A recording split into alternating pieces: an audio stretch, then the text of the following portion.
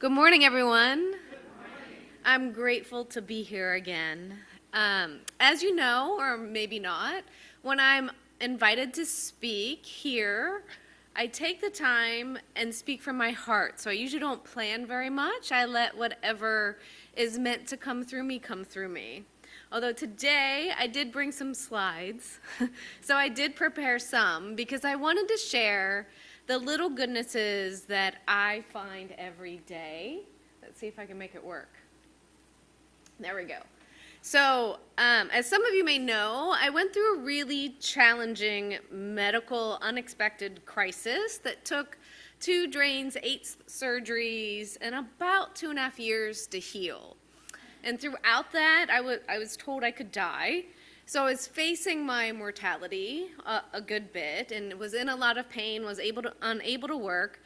But I'm a clinical therapist by trade, so I know in the research that gratitude increases immunity, helps to decrease depression, helps to decrease anxiety, helps to lower pressure, blood pressure, so many good things, right? So I knew it's good for me, and I decided to take the practice that in that point in my life, I just adopted a new little rescue and named her Bella. And so she had to take 2 walks a day.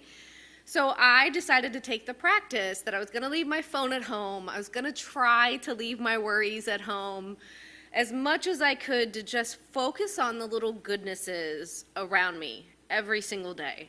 So I made the intention, what I call them grateful walks, that whenever I'd walk out the door, I leave my phone, I take my little puppy, and I'm just going to focus on nature and the goodness that shows up in front of me. And so that's what I did. I'd look for every single day, whatever it was that would make my heart smile. I do it at least twice a day. Now, the deal being, even though I say I'm going to do this practice, I also recognized it wasn't easy. It becomes easier, but in the moment, I was in a lot of physical pain, and I had been creating in my own mind and emotions lots of anxiety, lots of depression. I was really resentful. I was one of those people that used to be in the gym an hour a day, and why am I going through all of this? And it was something that nobody could really see I was going through, but yet I was going through it. And all of these things came up that it really had me sit in my mortality. Like, if tomorrow's the day that I go, all these old resentments, all these old fears, all of these things that still play in my mind and heart, would I be willing to let them go? And I noticed on my walk, they'd come and start yelling at me, right? I'm trying to focus on the things I'm grateful for, and then it's like, well, where are you going to get money for this? So what if you can't work? What if I don't know if you've ever had that happen. So I started doing another thing. As a therapist, I know that if you've ever been to a clinical therapist, a lot of us will tell you to journal. And there's a reason and science behind that too, because when you write, don't type, when you write, it slows down your brain so that you can actually be more present with what's happening. So when you write, a certain part of your brain lights up. When you read it back, another part of your brain lights up. Like you're using more parts of you to understand your problem. And any good therapist, you're the healer, not them. So I knew this, and recognizing that the same thing, that's why art is so wonderful, because we can take what really we often can't find words to and make it visual, make it tactile. So I know this process, so I went and I got a vase, and I put it by my doorstep, and I got a bunch of rocks, and everything that was causing me issue, I'd take the rock as the heaviness within me and say, I'm coming back for you later. I'm not going to deal with you now. So stay here, this heaviness. And same thing, like if you have trouble sleeping, I usually tell people to put a journal by their bed and write about it. Like, now's not the time. If you want my focus, let me give you all my focus. When I'm trying to sleep's not the time. And sometimes it helps. Same thing with this. It was just more of a visual representation and me holding myself accountable to leave that stuff by the doorstep. So what I do was name the emotion, I'm going to face it, and choose to just let it go for a while. I was adding, because it was so hard with the going on in me, just to let it go. Just for a while, and then I could decide, do I want to bring it back in my house, into the doorstep when I get back? Well, as I kept doing that, one day something just hit me that the vase is kind of like my body. And what have I been carrying around with me? What are the rocks, the heaviness that is going on within me? And we all know that too, that our thoughts and emotions certainly affect how we heal, or if we don't, our thoughts and emotion cause us ease or dis-ease. So what's the heaviness? And I thought about that vase as my vessel of peace, and I thought of my body as my vessel of peace. So when I really got that, it was much more, I'm a Taurus, so I'm very stubborn, so I stubbornly started to focus on, all right, what am I going to do each day to bring peace to myself, at least during my walk? So this is my little dog Bella that a lot of people seem to know now because I will post her a good bit on my social media. But when we go out, I call this a Bella pause. Bella will go out in the sea, sit, and stubbornly refuse to leave. So, but she is my gift, that little bit of goodness. Because when I was sick, it was right before the pandemic, and then I got healthy, I got all these contracts again, I started to travel, do my job, and then the pandemic hit. So where am I going? We were all shut down. Where am I rushing to? And she said, and so I call it her Bella Pause, P-A-U-S-E, because she's got the pause too. And I don't know if you've ever had a terrier, but they can be very independent. But what a gift. What a gift for me just to slow down and be with her. And I know that she is God's gift to me because the blessing of that little bit of goodness, when I leaned into it, that's the whole point of my grateful walk, right? To sit and be, enjoy. Let's see. And here's another one. So we just went through the storm, the hurricane, and this is actually Reynolds, right by Casa Marina, so it was all flooded. And they had built this sand mound for the king tides coming. And so it just had stopped raining enough, and here's Bella. And speaking of which, her intuition, this one's in the water every single day, and she goes fishing. The first week I rescued her, she swam out at Dog's Beach, caught a sardine in her mouth, swam it in and ate it. And I'm like, what's going on? Like, I had to go to the vet. That was our biggest fight because I was so worried about like, she's going to choke or something. And the vet's like, dogs fish, let her fish. If she knows how to do it, obviously it's nature. You can't feed her cooked fish because the bones will be brittle. But she is joy in motion for sure, this one. So anytime there's a sand mound, she thinks she's queen of it. So there's some kids around, there were some dogs around. Everybody had just been in the house for the hurricane. So no matter what happens to her, she keeps going in joy. So I wanted to share just this little clip of her taking off. But watch, she's going to wipe out when she turns around to do it again. Wipe out.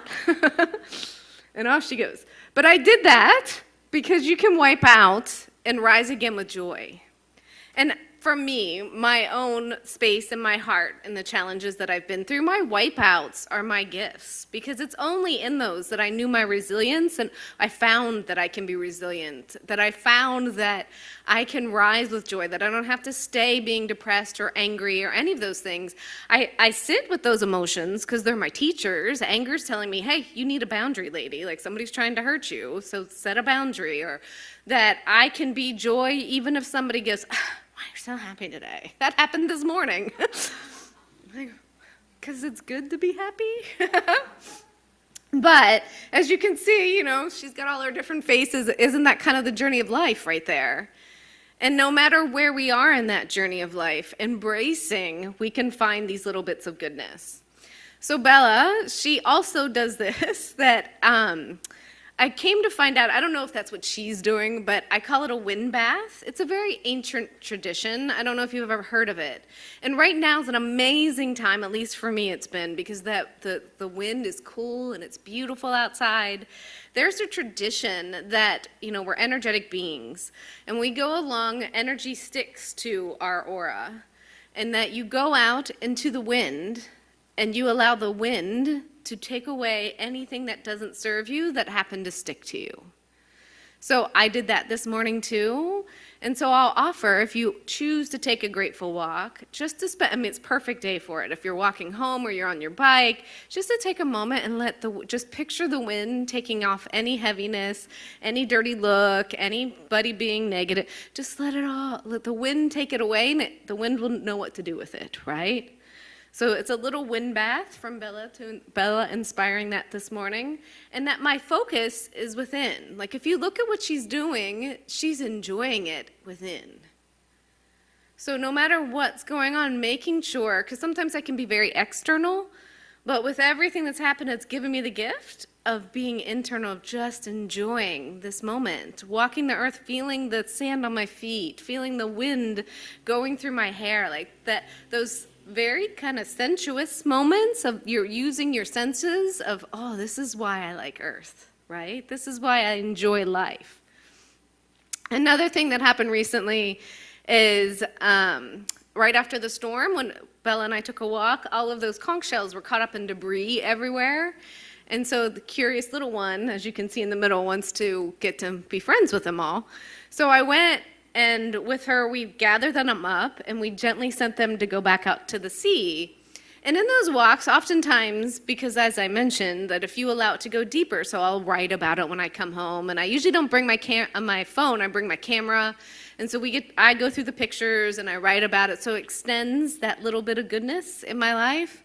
And when I sat with that day, it reminded me that it was so easy for me to pick up those shells and get them back in the water. And it was a little bit of goodness that meant a big deal to those conch shells, right? And so giving yourself the gift in your own heart, because a lot of people, I know for me and just as a therapist, when people are honest with me, we often don't feel like we're doing enough or we aren't enough. We have no idea what's so easy to you is so profound to someone that walks by you. So I mentioned Bella fishes, so I want you to see. Anytime she goes fishing, you'll see her at low tide. That tail's always going. Even if she hasn't found a fish yet, it's always going. You'll see she's going to jump for, but why I love her fishing is because 98% of the time, she doesn't catch anything. But she is that joyous the entire time. And so it really gets to remind me that it's not always that I want to get something, like I'm doing this because for whatever reason, just to enjoy how much life is amazing in those little moments, right? So if you ever see Bella and I, you'll see she's usually wet. And even though she has that little pink thing on, it's not because, yes, it's cute, but I figured out because it doesn't rub her here and that it hoses off nice, it goes in the wash, because she's always in the water and always fishing. And as I mentioned, always joyful when she's doing it. She's not upset if she didn't see any. She's not upset if it didn't go her way. And reminding me those expectations, like, oh, I want it to be this way. Or am I going to be happy I'm here doing what I love? And so the other thing she'll do is she's made friends. If you have a fishing rod or a net, she's figured out that's the way to go with this whole fishing deal. If she really wants the fish.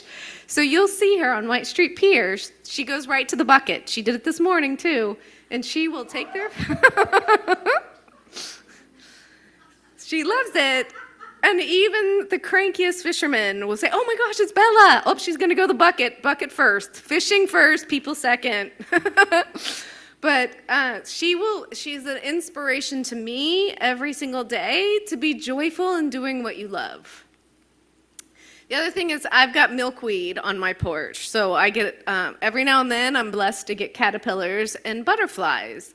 And so Bella likes to talk with the caterpillars, but the reason I put it up today is because one day, obviously when I was taking these pictures, I found this saying that says, butterflies have no idea how beautiful their wings are, but the rest of us do. And I think the same of people's hearts. It's so beautiful. You're all so beautiful in your heart. And the rest of us often can see it when you share it, when it's not guarded, when it's not hidden, when it's not, I know I do it too. I'm sitting in front of people that Speaking in front of people is the #1 fear in the United States, and death is too. So right now, I mean, most people would rather be dead than doing the eulogy, so I know that that standing up here isn't easy. But recognizing that you are more beautiful than you realize. And so if I were to give you any idea to sit with today in your own meditation, is really getting to know your own heart and truly how beautiful your heart is. And recognizing, again, just like the conch shells, it's easy for me to go pick them out of the debris and put them back into the ocean. That's your heart. The way you're wired, you're not supposed to be wired like everybody else. Everybody's a little different, and that's the gift of us all coming together to share the goodness that we have. So I put this up because, again, that it's only because of Bella. There's all these dragonflies around us one day, and so I started taking pictures because she was doing a little Bella pause and enjoying the moment. But I was amazed. I don't know if you know this too, and it went along with butterflies, that first of all, this dragonfly was smiling at me. You can see at the bottom. And I had no idea the little bits of goodness that dragonflies with the sunshine can make those beautiful patterns with their wings. And if I hadn't slowed down, if I hadn't just said, oh, this is awesome, and I asked the dragon, can I take your picture? You're beautiful. And it smiled and said, look what I can do. So I wonder, that's something I do for myself all of the time. I give myself permission to linger longer, to have a Bella pause. So I wonder for your heart today, where, who, or what would you want to linger longer with? And give yourself permission to do it. The other thing I wanted to share of little bits of goodness is I've been working with kids a lot now. And so I built this, it's a simple thing. We built a peace garden together. And what we do is we take the rocks in the middle and we have a much longer talk about what it means to be at peace for depending on their age. But for little ones, we talk about, that place of stillness, the place, and they know what that is once you get them understanding that if you are in a place of peace, then if somebody comes and calls you a name, you're like, whatever, and you stay in that peace. You draw them into your peace instead of being brought out into their chaos and shenanigans. So we take the rock, and like we talked about a little earlier, taking that visual representation, I ask them to color their rock, and we put it in the peace garden together. Because in my humble opinion, if I can hold my peace, that is my part of a peace movement. It's enough, too. It's for me, it's a lot going on in there to stay at peace in my heart. So we do that, and this reminds them when they come into school in the morning, they walk by the garden, they're supposed to check on the rock, and at the time they check on the rock, they check on their heart. How's my heart today? What is it that I have to let go of before I walk into school this morning? And so I wanted to share with you little bits of goodness I never expected from this. Like, for one, an example of them doing the rocks. A little 6-year-old, little kindergartner, when we talked about, well, okay, what's it look like in there when you picture peace? And she said, Miss Jenny, how do I draw the universe on my rock? I know, really. It was the most amazing. And as one or two of them did it, they all wanted to come and do it. And recognizing, after the storm, the trash had blown over and there was trash in the peace garden, and they were so upset. But I used it as a teaching tool. I'm like, well, things happen and trash got into the garden. We can just go and pick it up. And has anyone ever had a pest get into your heart? Has anyone trashed your heart? So it's our job every day, even though the world can come with a hurricane and blow all this stuff in, and people can be like hurricanes and blow all this trash and all these pests in our heart, we'll go clean it up together. So I was just doing that on Friday with a 7-year-old. We were picking up, and I'm like, oh my gosh, thank you for sharing your kind heart. And he went, I like having a kind heart. And we talked about it so much that I'm like, because it's our choice, right? So he went and cleaned up the whole playground. And as he cleaned it up, the other kids cleaned it up. And my heart was just like, oh, that's so good for me, those little bits of goodness that kids have. Another one that still blows me away is this was a 6-year-old too. And these are just those little toys I have. They're just, they're kind of like Legos. They're round. You can make all kinds of stuff with them. And I was chatting with this 6-year-old, and you have stuff around just to keep them busy while they're talking. And I said, hey, what'd you make today? And he said, the human spirit connecting. I know, right? I said, I honestly went, what? Say that again, just to make sure. He said, the human spirit connecting. He said, Miss Jenny, you're always talking about how we find peace. This is how. Yeah. So kids have allowed my heart to open up again, because nature will come and we either run from it or embrace it or enjoy it. So kids and puppies. So with this, I'd like to offer you a hug from Bella and I. And that kind of hug that you get, that you finally go,